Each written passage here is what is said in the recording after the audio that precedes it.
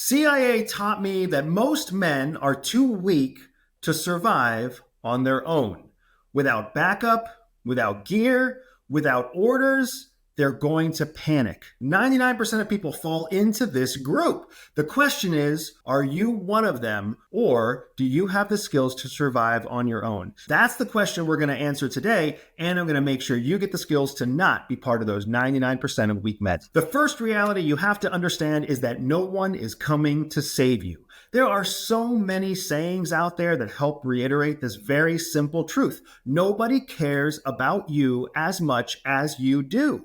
Nobody cares about your life. Nobody cares about your wealth. Nobody cares about your fitness. Nobody cares about your career. Nobody cares about you as much as you do. And if you can understand that, you will already be ahead of 99% of people. People who think that there's some sort of commitment, some sort of obligation from their school, from their boss, from their company, from their spouse, that just doesn't exist. If you want to be able to survive, if you want to be able to thrive and dominate in life, you have to understand you must be prepared to do it alone. A spy operation is a team effort, 100%. And when you read about my operations in Shadow Cell, my recently released memoir, you will find that a lot of the operations I had to execute, I executed alone with a team of support behind me. But it was still up to me to be the one that executed. The actual person on the X, which is our term for the danger zone, the kill box, the actual person on the X at any intersection of life is you. So you have to be able to stand on that X confidently. CIA teaches us that there's a continuum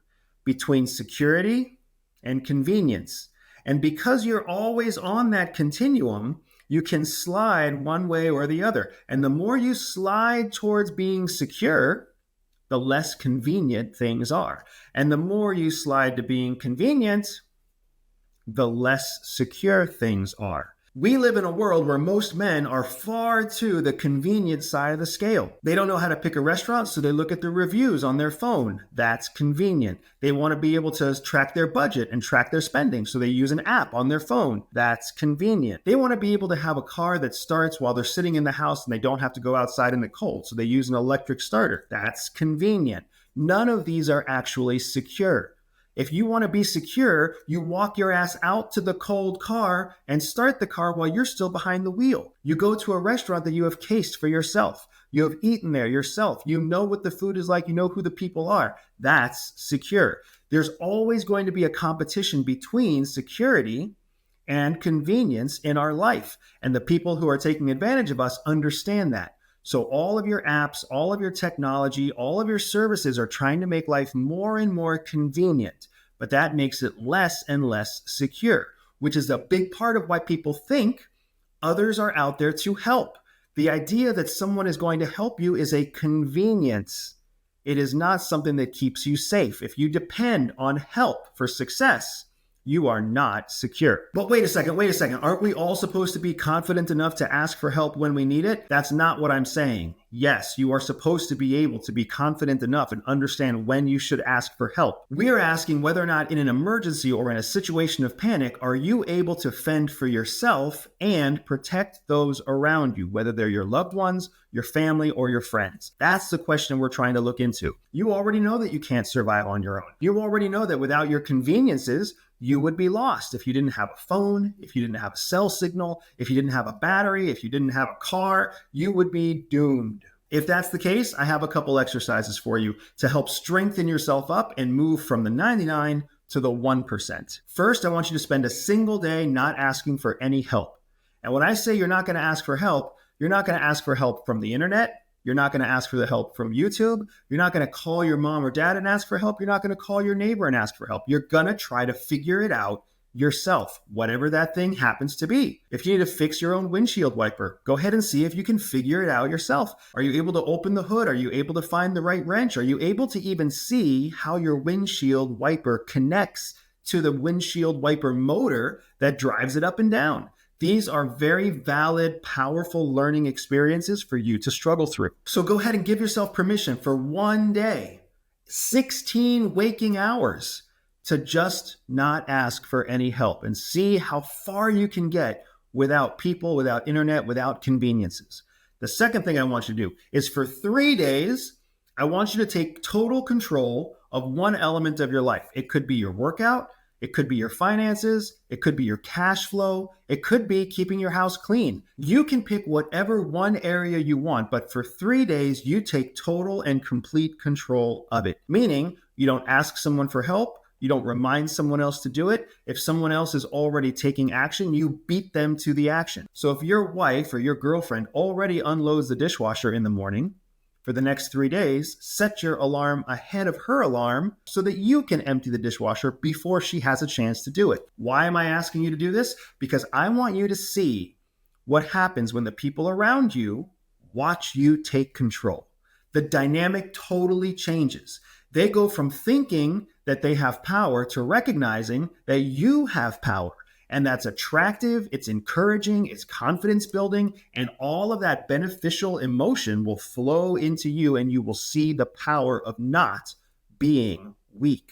CIA believes that all people are born with a spy secret superpower. For some people, that means they can win deals. For others, they can spot liars. Some can even seduce lovers. I built a free 3-minute test to help reveal to you exactly what your secret hidden superpower is. All you have to do is click on the link in the description below, take the test, and start using your spy superpower to stay ahead of 99% of people. The last thing I want to challenge you with is this. Find a friend, find a girlfriend, find a spouse, find a parent, and I want you to take them out to dinner. But they don't get to decide where you're going. They don't even get to decide what they eat or what they drink. You can tell them in advance that you're taking them out to eat. You can even tell them in advance that you plan to order for them and try to give them a fantastic experience without any of their input. I want you to do this for 2 reasons. First, I want you to see how good it feels, just like in exercise 2, when you take someone that you care about, someone that you trust,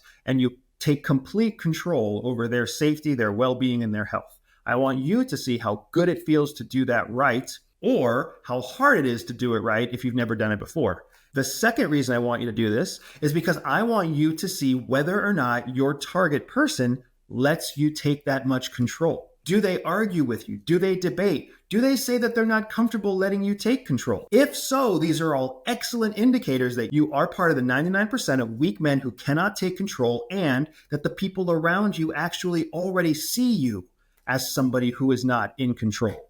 So it's a fantastic litmus test to understand, will people let you take a command role, or will people try to block you from taking charge? Every single time you outsource decisions, outsource power, outsource information, every time you outsource responsibility or decision-making or authority to someone or something else, whether it's a person or whether it's the internet, you are actively losing power. You are trading the power you have for convenience. The next thing you need to understand is that gear is actually a crutch. It's not about having the newest, fanciest, shiniest kit available. It's not about your fancy watch in your pocket or your well-concealed handgun. It's not about your shoes. It's not about your waterproof jacket. It's not about your high-fidelity sunglasses. It's not about the fact that you're constantly connected to your phone on all your wearable devices.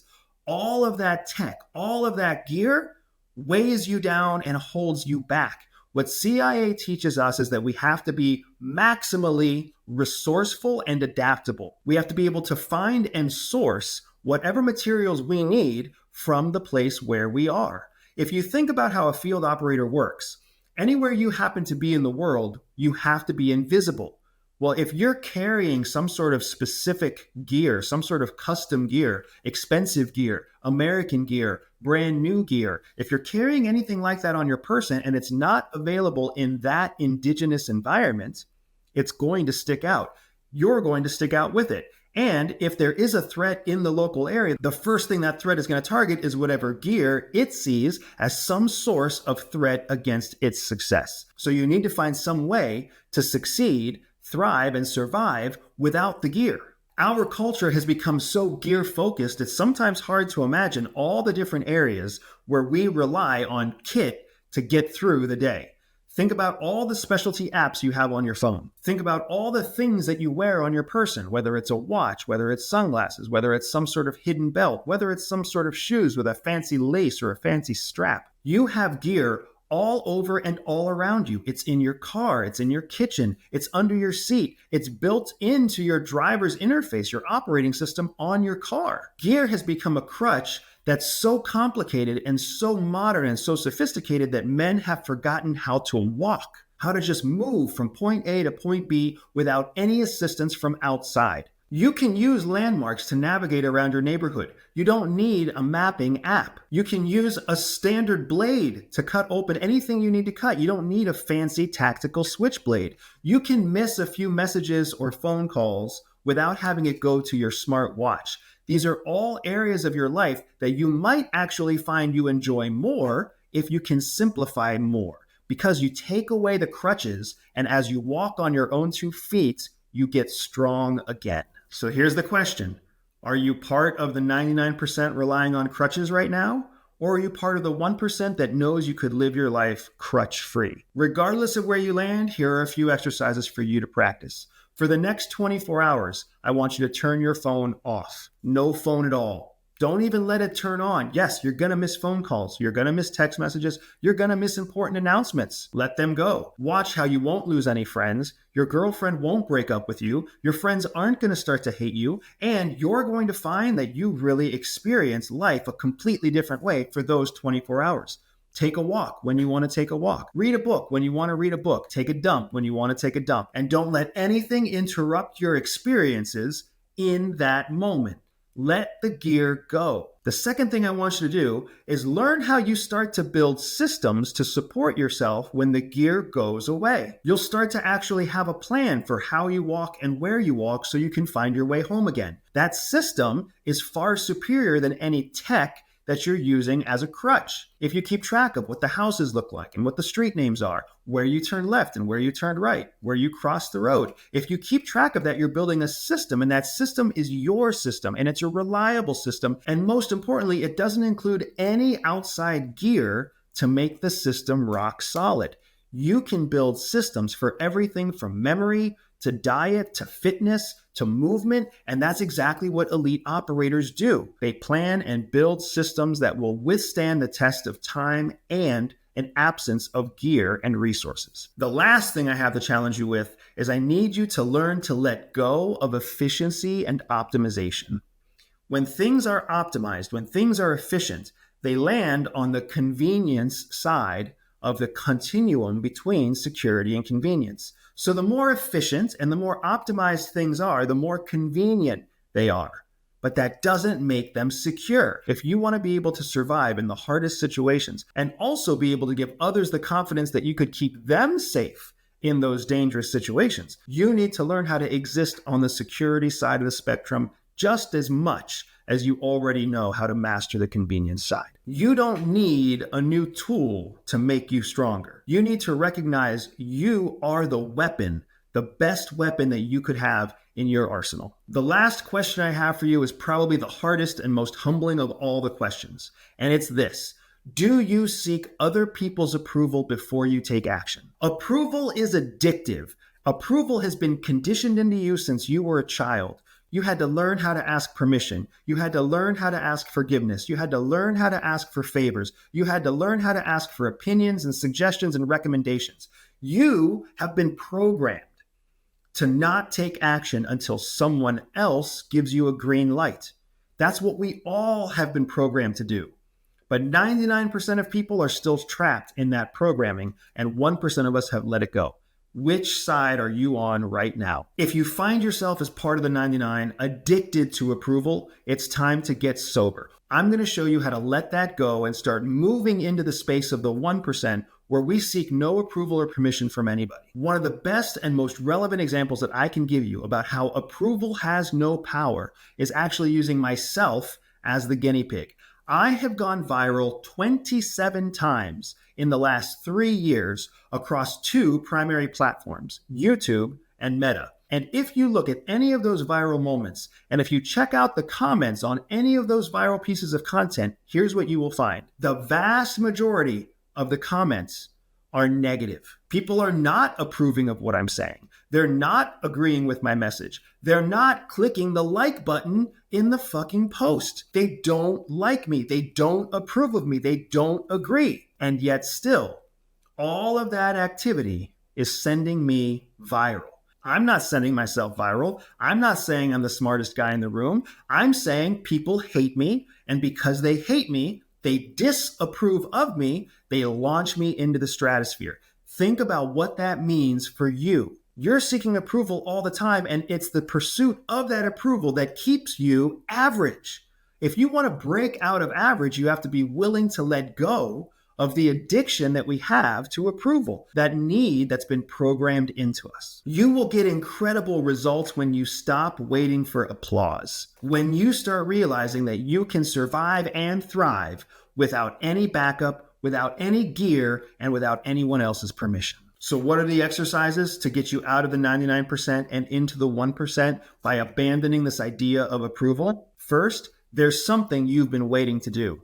Maybe it's write a book, maybe it's learn a song, maybe it's start a job, maybe it's start a business. Whatever you've been waiting to start until someone else says yes, start it now. Take the first step now. Text message the hiring manager today. Go out and buy the guitar today. Do the thing right now that you've been waiting for someone else to approve, and you're going to feel the power and the confidence that comes with taking control of your own future. Maybe that means you're going to the gym as soon as this video ends. Maybe it means you're going to the bank. Maybe it means you're making a pitch. Whatever it is, it's going to benefit you more than sitting around and waiting for someone else. If you're waiting for someone else to give permission before you act, you're not a man, you're a slave. That's what I have for you guys. 3 different areas of your life, 3 different questions, 3 different types of exercises to move you out of the 99% and into the 1%, to move you out of the world of the weak and into the world of the powerful, to take you out of the cycle of waiting and into the cycle of action, to give you the future that you actually want for yourself that nobody else wants for you. The truth is, most men will always be weak.